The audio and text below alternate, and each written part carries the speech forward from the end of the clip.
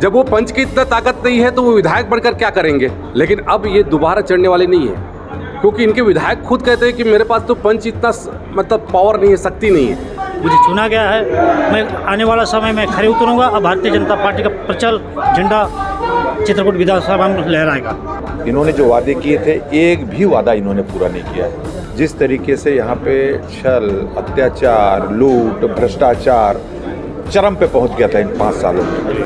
5 वर्षों में राज्य सरकार, कांग्रेस की सरकार की नाकामी है जारी कर दी है। और इसके बाद प्रत्याशी चुनाव प्रचार और चुनाव अभियान शुरू करने से पहले मंदिर दर्शन के लिए पहुंचे हैं। जगदलपुर से प्रत्याशी बनाए किरण जी। किरण देव जी, आपको प्रत्याशी बनाया गया है, कैसी तैयारी है और किन मुद्दों को लेकर लगता है एकमात्र इस सामान्य सीट पर आप जनता के बीच आएंगे?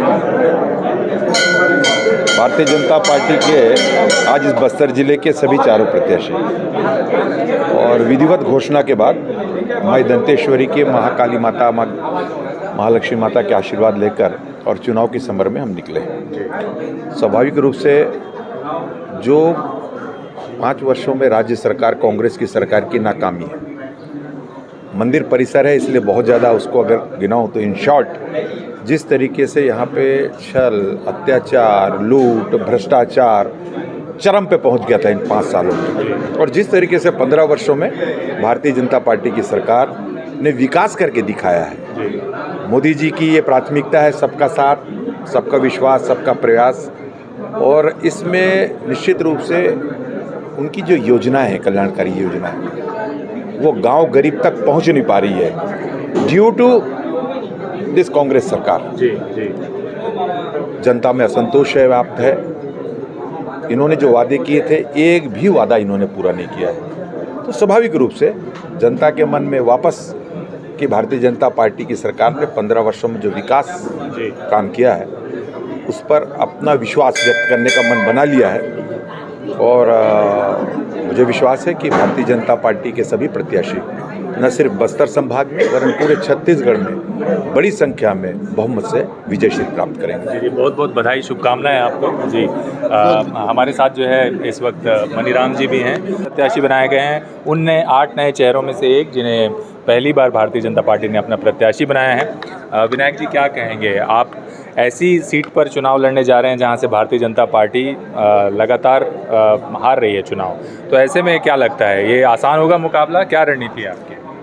धन्यवाद देता हूँ आपको, क्योंकि आसान, देखिए चुनाव तो आसान नहीं रहता है। कोई भी चुनाव हो, चाहे पंचायत चुनाव हो, चाहे पंच चुनाव हो, चाहे जनपद चुनाव हो, चाहे जिला पंचायत, चाहे विधानसभा चुनाव, ये चुनाव क्योंकि आसान रहता नहीं, मगर आसान बनाने का जो मुझे दायित्व दिया गया भारतीय जनता पार्टी ने, राष्ट्रीय अध्यक्ष, प्रदेश अध्यक्ष और जिला के अध्यक्ष, और भारतीय जनता पार्टी के समस्त भारतीय जनता के कार्यकर्ता जो एक विश्वास तौर पर खड़े उतरने के चित्रकूट विधानसभा में मुझे चुना गया है, मैं आने वाला समय में खड़े उतरूंगा और भारतीय जनता पार्टी का प्रचल झंडा चित्रकूट विधानसभा में लहराएगा।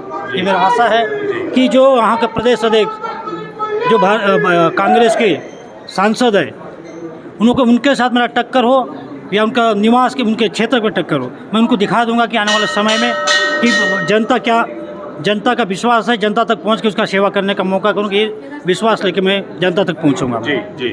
केदार कश्यप जी हैं, भानपुरी उनका निवास है और नारायणपुर विधानसभा से फिर मैदान में उतारे गए हैं। उन 4 प्रमुख लोगों में से आप लगातार सक्रिय रहे इस दौरान, कैसी तैयारी देखते हैं? पिछली बार कम मार्जिन से चुनाव हारे थे, लगता है इस बार ये परिवर्तन आएगा बस्तर?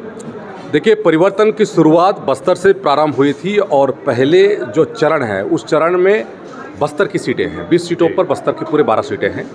और हमें विश्वास है कि बस्तर की जो जनता ने जिस तरीके से परिवर्तन का आगाज़ किया था, उसी तरीके से यहाँ से जो चुनाव के परिणाम आएंगे उस परिणाम में भी बस्तर की जनता हमें अपना आशीर्वाद देगी, हमको जिस तरीके से रास्ता दिखाएगी उस दिशा पे हम चलेंगे।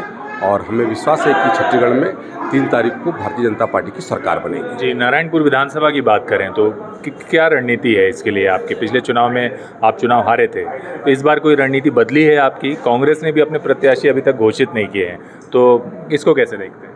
देखिए, भारतीय जनता पार्टी ने एक तो विश्वास जताया है, उसके लिए मैं आभार व्यक्त करता हूँ। और दूसरी बात ये है कि पिछली बार कांग्रेस की पार्टी ने धोखे से, जुमले के आधार पर और जो घोषणा किया था उस घोषणा के आधार पर उन्होंने अपनी सरकार बनाई थी।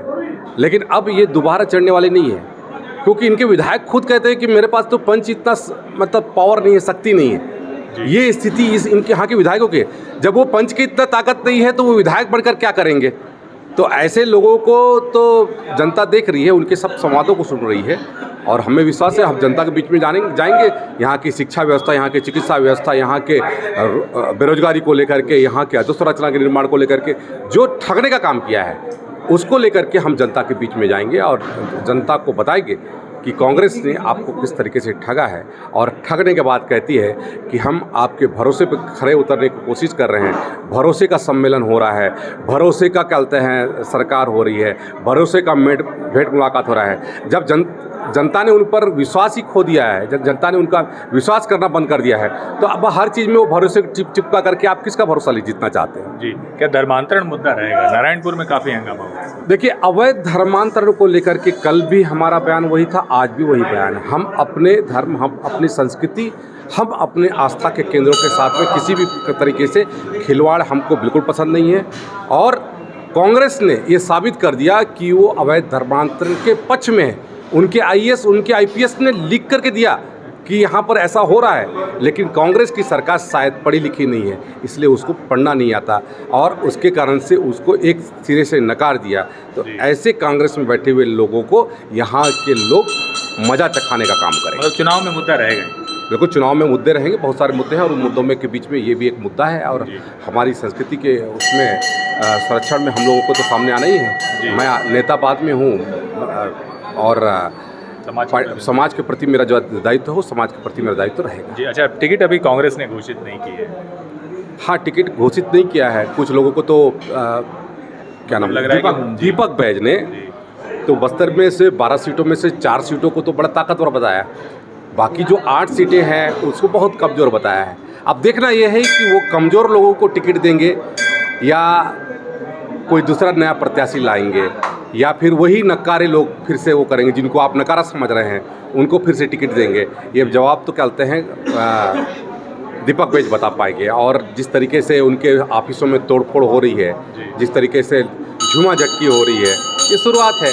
टिकट बंटने दीजिए और भी इनके सब पार्टी में तोड़फोड़ होगा। और जिस तरीके से लोगों का विश्वास अर्जित करने के लिए भरोसे की सरकार, भरोसे का, तो भरोसे का टिकट भी ये घोषणा कर दें। जैसे एक बात ये भी आ रही थी कि भारतीय जनता पार्टी में भी दावेदारी बहुत थी, इसकी वजह से सूची वायरल होने के बाद, घोषित होने से पहले काफ़ी हंगामा हुआ। बहुत से लोग अपने अपने प्रत्याशियों के लिए विरोध प्रदर्शन भी करने गए। क्या इसका असर भी पड़ेगा लगता है? देखिए, छूट-फूट तो जो कहते हैं विरोध है या फिर दावेदारी है, ये सब तो चलता रहता है और ये हमेशा होता है, ऐसा कोई पहली बार नहीं होता है। और भारतीय जनता पार्टी एक बहुत बड़ी पार्टी है, उसके कारण से लोगों का विश्वास, लोगों का आस्था भारतीय जनता पार्टी के साथ में है।